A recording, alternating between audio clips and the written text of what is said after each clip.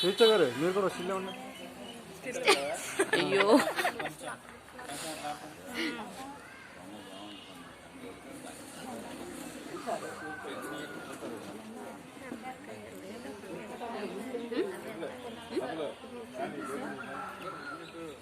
మన హ్యాండిల్స్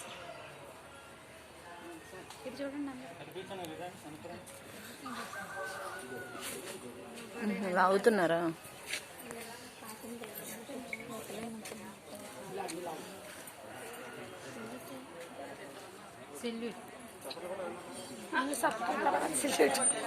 ఎప్పట్లు కొట్టకూడదు.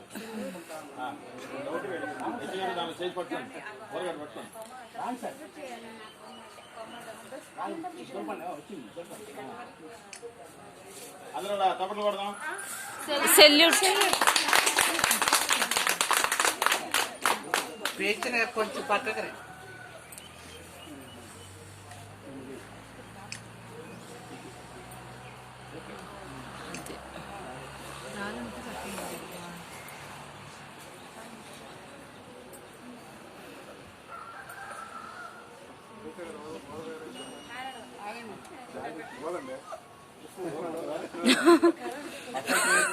నిజంగానే వస్తున్నారు.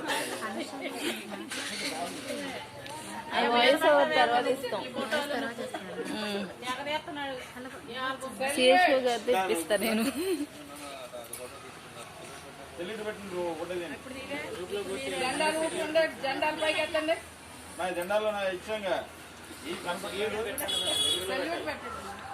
చేత పట్టుకుని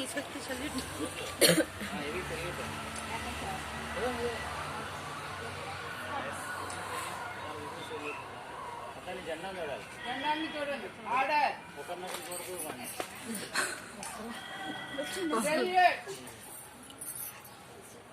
ఆర్డర్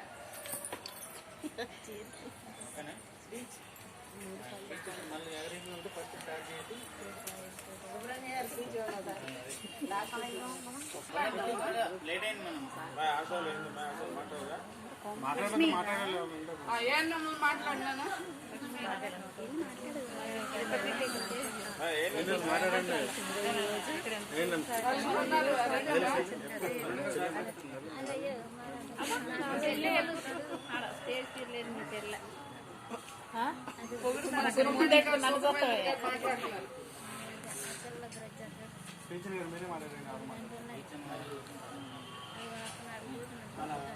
ప్రాథమిక ఆరోగ్య కేంద్రం డాక్టర్ గారికి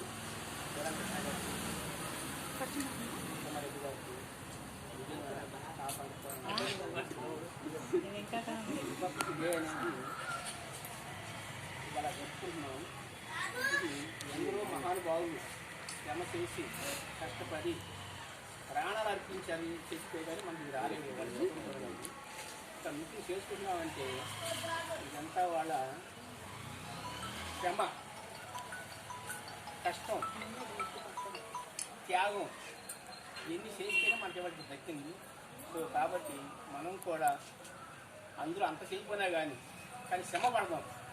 శ్రమపడి మన ఉద్యోగపరంగానే మనమంతా కూడా మన యొక్క విధులు సరిగ్గా నిర్వర్తించి మన చేయాల్సిన పని టైంలో చేసి ముందు మేము మన టైంకి రావడం నేర్చుకోవాలి.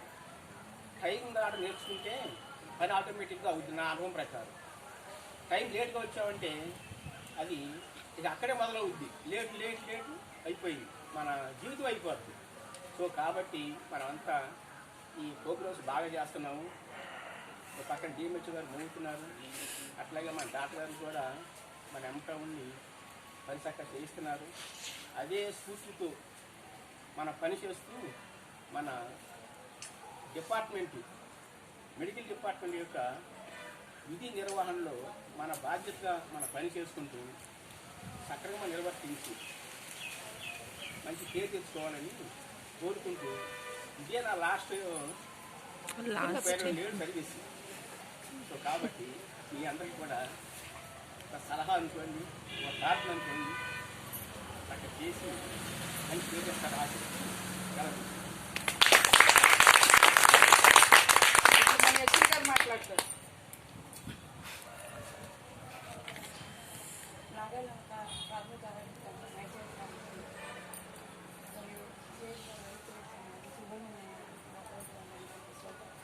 ఏఎన్ఎంస్కి ఆశాలకి అందరికీ కూడా గణతంత్ర దినోత్సవ శుభాకాంక్షలు. సుబ్రహ్మణ్యం గారు చెప్పిన దాని గురించి ఇంకా చెప్పడానికి ఏమీ నాకు రాదు, తెలియదు. కానీ ఏంటంటే సుబ్రహ్మణ్యం గారు సూచనలు ఇచ్చారు కదా, అలా పాటించండి. దేశానికి పౌరులు ఎంత ముఖ్యమో మన పిహెచ్సికి ఆశాలు స్టాఫ్ అంతే ముఖ్యం కనుక ఈ సంవత్సరం మన పక్క పిహెచ్సిలో ఉన్నట్టు వారికి ఈ సందర్భంగా ఈరోజు గణతంత్ర దినం సందర్భంగా ఒక అవార్డు వస్తుందని తెలిసింది. నెక్స్ట్ ఇయర్కి మన పిహెచ్సిలో కూడా ఏదో ఒక వింగ్ నుంచి ఒక అవార్డు రావాలని కోరుకుంటున్నాను. మేము వెళ్ళిపోయినా కానీ మమ్మల్ని ఏదన్నా మీ విషయంలో ఎప్పుడన్నా హార్ష్గా ప్రవర్తించుంటే అవన్నీ మసలు పెట్టుకోకుండా రోడ్డు మీద ఎక్కడైనా కనిపిస్తే గారు వాళ్ళు పలకరిస్తారని కోరుకుంటూ అందరూ హ్యాపీగా ఉండాలని కోరుకుంటూ ముగిస్తున్నాను. ఈ అవకాశం మాట్లాడాను.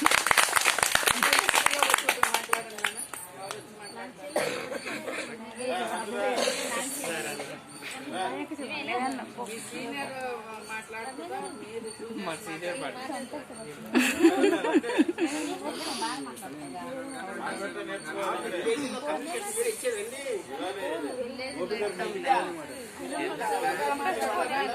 మాట్లాడతారా? స్టాఫ్ గారు నాగలక్ష్మి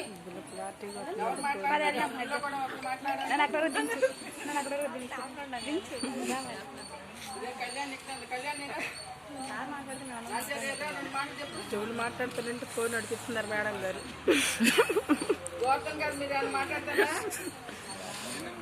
ఎవరికండి నాంజలి సార్ గోవర్ధన్ అక్కడ ఉన్నాడు కనిపించట్లా. సిఎస్ఓ గారు మాట్లాడతారు. మాంసిస్ గారు సరే, ఇక మీరు ఎవరు మాట్లాడిన మౌనం వహించిన విధానం బట్టి ఇది అంగీకారంగా భావిస్తూ మన సిహెచ్ఓ గారు మాట్లాడతారు. అందరూ కూడా నమస్కారం. వేదిక అలాగే మన శాఖ వాళ్ళు ఒక సర్వే చేశారు. రిపబ్లిక్ డే అంటే ఏంటి అనే దానికి వాళ్ళు ప్రశ్న అడిగితే దాదాపు ఎంఏ చేసిన వాళ్ళు కూడా సమాధానం చెప్పారు. వాళ్ళు కూడా ఆశ్చర్యం కలిగింది, మనం ఎటుపోతున్నాము, ఏ విధంగా ఎటుపోతున్నాము. ఈ రిపబ్లిక్ డే అంటే స్వతంత్ర దినోత్సవం వచ్చిన తర్వాత మన దేశాన్ని మనమే పరిపాలించుకోవడానికి కావాల్సినటువంటి రాజ్యాంగం. ఆ రాజ్యాంగం రాసుకున్న తర్వాత మనం పరిపాలించుకోవడానికి అవకాశం కలుగుతుంది. దానికోసం అని చెప్పి 2 సంవత్సరాల 11 నెలల 18 రోజుల పాటు రాజ్యాంగాన్ని రాయటం కోసం అంబేద్కర్ గారు, బాబు రాజేంద్ర ప్రసాద్ గారు అధ్యక్షతలో మనకు ఒక కమిటీని ఏర్పాటు చేయడం జరిగింది. వాళ్ళంతా రాశారు. దీనికి అప్పటి కాలంలోనే 64 లక్షలు ఖర్చు అయింది. అలా రాసిన తర్వాత రాజ్యాంగం ప్రకారంగా మన భారతదేశంలో ఉన్నటువంటి పౌరులందరూ కూడా నడవడానికి కావాల్సినటువంటి ఆర్టికల్స్ అన్నీ కూడా వాళ్ళు పొందుపరచడం జరిగింది. దాంతోపాటు కాలానుగుణంగా అది అమెండ్మెంట్ జరుగుతా అనేక మార్పులు జరుగుతూ ఉంది. ఇలా కానీ రాజ్యాంగంగా రాకపోతే ఏమవుతుందంటే ఎవరిష్టం వచ్చినట్టు వాళ్ళు ఉంటాను కావాలి. అందుకోసం సమానత్వం కోసం, అంటే భారతదేశంలో ఉన్నటువంటి ప్రతి ప్రజలకు కూడా సమానత్వంతో బ్రతకడానికి. అంటే భారతదేశం చూస్తే విభిన్న సంస్కృతులు ఉంటాయి, విభిన్నమైన మనుషులు ఉంటారు, కానీ అందరి మధ్యలో కూడా సమానత్వాన్ని కలిగజేసేది ఈ రాజ్యాంగం. అందుకోసం ఈ రాజ్యాంగం రాయడం కొరకు వీళ్ళు చాలా శ్రమ పడ్డారు. దాదాపుగా బ్రిటన్ నుంచి, ఐరిష్ నుంచి, పోలాండ్ నుంచి, తర్వాత అమెరికా నుంచి ఇవన్నీ కూడా వాళ్ళు రాజ్యాంగంలో పొందుపరిచినటువంటి రష్యా దగ్గర నుంచి పొందుపరిచినటువంటి అనేకమైన అంశాలను తీసుకొని దాంతోపాటు మన భారతదేశ భౌగోళిక పరిస్థితులన్నింటినీ కూడా అబ్జర్వ్ చేస్తూ ఈ రాజ్యాంగం రాయడం జరిగింది. అంత ఈజీ అయిన పనేం కాదు, అది చాలా పెద్ద మేధావులు రాసినటువంటిది. అందుకోసం డాక్టర్ గారిని నేను అడిగాను, కొంతమంది మరి రాకపోతుంటే దీనికి మాత్రం మస్ట్. డాక్టర్ గారు చెప్పిన విషయం ఏంటంటే ఆగస్టు 15 రిపబ్లిక్ డేకి మాత్రం ప్రతి ఒక్కరూ మస్ట్గా హాజరవ్వాల్సిందే. కారణం ఏంటంటే వాళ్ళు చేసినటువంటి త్యాగాలు. కాబట్టి ఇందాక మన టైం పంతులు గారు చెప్పారు కదా, టైం ప్రకారం ఏదైనా జరగాలి, జరగకపోతే ఇబ్బంది జరుగుతుంది. కాకపోతే ఫస్ట్ మనం టైం ప్రకారంగా బేసికల్గా మనం వస్తే ఆటోమేటిక్ పనులన్నీ జరుగుతాయి. కాబట్టి టైంకి మనం వచ్చి ఇంత క్రితం మనం చేసిందే ఇప్పుడు కూడా మీరు బాగా చేస్తున్నారు. అన్ని విషయాల్లో కూడా మన అన్ని రకాలైనటువంటి ప్రోగ్రామ్స్ అన్నింటిలో కూడా ముందుకు వెళ్తూ ఉన్నాం. అలాగే డెలివరీ స్టార్ట్ చేసాం. అలాగే ఆసిడ్స్ కోటలు కానీ అన్ని విషయాల్లో కూడా ముందుకే తీసుకెళ్తున్నారు, మీరు అన్ని తీసుకెళ్ళలేదు. కాబట్టి ఇంకా మీ దగ్గర నుంచి మంచి స్పోర్టినెస్ వచ్చి మన పిహెచ్సి ద్వారా మరి డాక్టర్లకి మంచి పేరు తీసుకురావాలని, అలాగే వచ్చినటువంటి మంచి డాక్టర్లను బట్టి కూడా ఈ రిపబ్లిక్ డే సందర్భంగా శుభాకాంక్షలు తెలియజేస్తున్నాం. ఈ పిహెచ్సిని మరి మనం అందరం కలిసి ముందుకు తీసుకెళ్ళాలని, అలాగే రిటైర్ అయిపోతున్నటువంటి వాళ్ళు నిజంగా ఒకసారి అనిపించింది, బాధ అనిపించింది. అంటే మనకి తెలియదు, ఇప్పుడు మాకు తెలియదు, కానీ మేము కూడా ఆ స్టేజ్కి వచ్చినప్పుడు ఖచ్చితంగా అక్కడి నుంచి కట్ అయ్యి మనం పక్కకి వెళ్తాం. అది ఆ భావన వాళ్ళకి తెలియదు. కాబట్టి ఎప్పుడైనా సరే ఏదైనా సరే ప్రోగ్రామ్ ఉన్నప్పుడు మీకు ఖచ్చితంగా ఇన్ఫర్మేషన్ ఇవ్వబడుతుంది. కాబట్టి మీరు కూడా తప్పనిసరి కదండి మరి ఈ సూచనలన్నీ పాటించాల్సిందిగా కోరుకుంటూ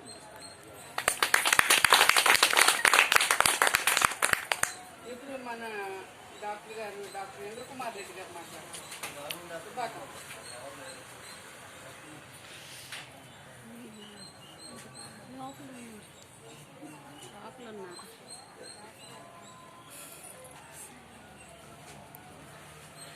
రిపబ్లిక్ డే అంటేనే తెలుసు. మనం ఇక్కడ చూస్తున్నాము ఎంతోమంది ఇప్పటి మనకు వచ్చిన స్వాతంత్రం అది. దాన్ని మనం ఆ స్వతంత్రాన్ని మనం అలాగే కష్టపడి ఎంతో కష్టపడుతున్నాం. దాన్ని కష్టపడి మనం వర్క్ కూడా అలాగే కష్టపడి ఇది తెలుసు ఏమేమి కష్టపడుతున్నారు మన పనుల్లో కానీ మన వృత్తుల్లో కానీ. ఆ కష్టాన్ని కూడా ఎక్కడా పోదు. ఎప్పటికైనా ఆ కష్టాన్ని ఫలితం అనేది దొరుకుతుంది. మీరు చాలా ఇంట్లో ఎంతో బాధపడుతున్నారు. ఇంట్లో ఎంత బాధపడినా బయటకు వచ్చి పని చేస్తున్నారు. ఈ పని కాకపోయినా అది మీరు చేస్తున్నారు. కానీ వాటిల్లో ఆ కష్టం చేసినా ఎక్కడికి వృధా పోదు. అది ఎప్పటికైనా ఫలితాన్ని ఇస్తుంది. ఆ స్వతంత్రం ఇప్పుడు మీకు దొరుకుతుందని ఆశిస్తూ హ్యాపీ రిపబ్లిక్ డే అందరికీ. ఇప్పుడు మన ప్రాథమిక ఆరోగ్య కేంద్రం మెట్ల డ్రాయింగ్ ఆర్టిస్ట్ గారు శివరాం కృష్ణ గారు, డాక్టర్ శివరాం కృష్ణ గారు. సరే నా తర్వాత సార్ అందరికీ 75వ గణతంత్ర శుభాకాంక్షలు. ఎంతోమంది ప్రాణత్యాగం గాంధీ గారు సత్యాగ్రహం నిర్వహించి మౌనం పాటించి స్వతంత్రాన్ని ఇచ్చారు. బిఆర్ అంబేద్కర్ రాజ్యాంగాన్ని రాసి రాజ్యాంగ నిర్మాతగా మనం ఏ విధంగా నడుచుకోవాలి, ఏ విధంగా మన కాన్స్టిట్యూషన్ రన్ చేసుకోవాలి అనేది ఆయన రాయటం వలన అందరూ సమానం, భిన్నత్వంలో ఏకత్వం భారతదేశం.